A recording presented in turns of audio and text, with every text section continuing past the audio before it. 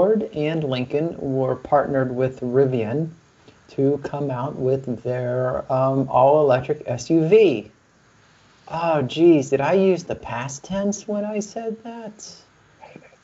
So things have changed. We're living in a new world now, and not only are consumers not buying as many cars, they're not buying as many luxury SUVs, and they're certainly not buying many all-electric luxury SUVs. We know that, I showed you the gas prices here in the Chicagoland, northern Chicagoland, southern Wisconsin area was under $1 just a couple of weeks ago.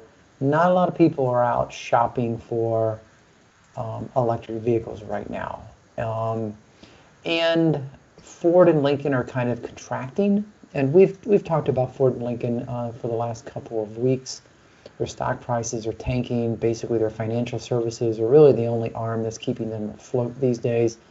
So what they've decided to do is cancel the current order from Rivian to come out with the all-electric Lincoln SUV. And they say that the plans are still on the table. They're just not going to execute on those right now. But, you gotta wonder, they've invested a lot in Rivian. I want to believe that if things get back to a new normal, that they'll pick these plans up again.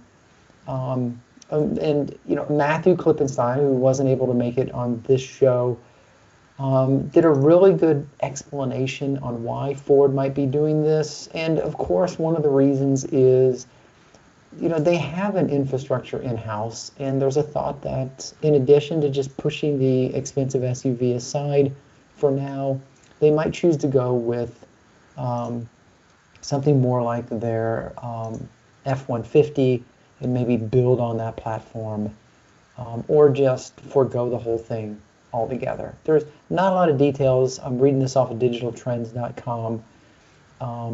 But Matthew makes a pretty good argument as to the numbers have been slipping, and this probably isn't a good time to invest a chunk of change on electric SUVs. So something that had been hyped for many months, now Lincoln and Ford have pulled the plug. One might say their electric plans were found on the road. Oh. I don't know. They're just going to keep finding excuse after excuse.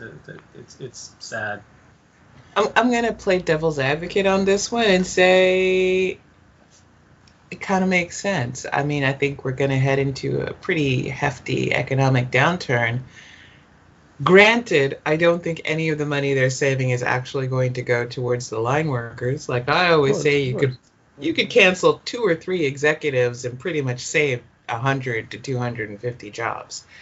But I can say that this does make a bit of sense.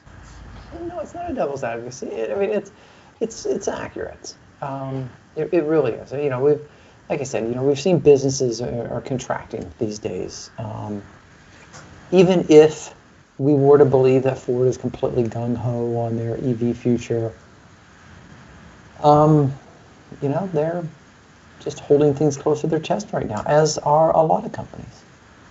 Yeah, so great companies are defined by their actions during a tragedy, and they're defining themselves as gas car companies. That's what they're doing.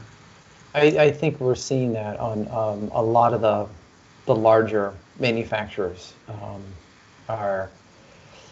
It's the mentality that it's, and I'm not projecting this onto them. I'm just speculating.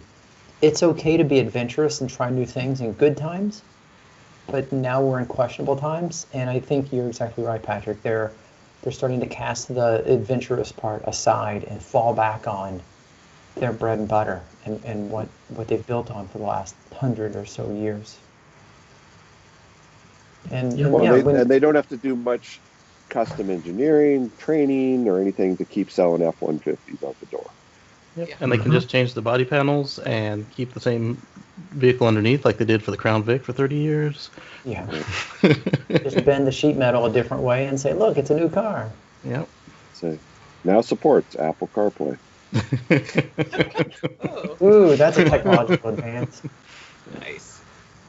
Cool. Yeah.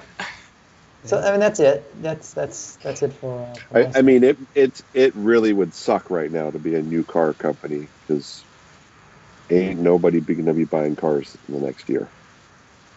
On the average, yeah. Yeah, compared to the last couple of years. Yeah, the market will definitely contract significantly. Yes. Yeah. Yeah, Yeah, that's the Wall Street term is take a shit. Yeah, that's why we like to have Paul here. And that, Doesn't give us all these technical again, terms. Yeah, and again, we've talked about that for the last couple of weeks as well. How the entire automobile maybe. I'm really disappointed that this month's investment in Faraday Future, according to you, is not going to be a good investment. Okay, that really hurts my feelings.